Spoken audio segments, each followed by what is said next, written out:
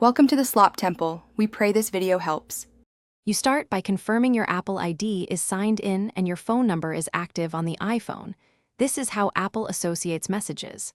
Once done, connect to Wi-Fi or cellular so the phone can reach Apple servers and accept SMS activation.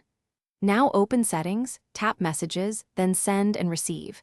You'll see Apple ID and phone number options. Select or add the number. This first step ensures the account can verify ownership, which is why network access and the correct Apple ID. With iMessage toggled on, the device attempts activation. It registers the number with Apple using an SMS exchange, which is why you may see a brief charge from your carrier. Once the status shows activated, return to Send and Receive and make sure your phone number and Apple ID are checked under reachable addresses.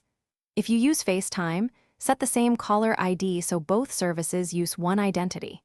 If activation stalls, try toggling iMessage off and on again after a minute. Finish by sending an iMessage to another Apple device. A blue bubble and delivered confirm success. If you don't see that, sign out of your Apple ID in Settings Messages and sign back in, then restart the phone.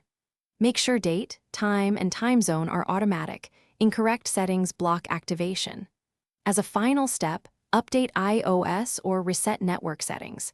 If activation remains stuck, contact your carrier about SMS activation or Apple support for account issues.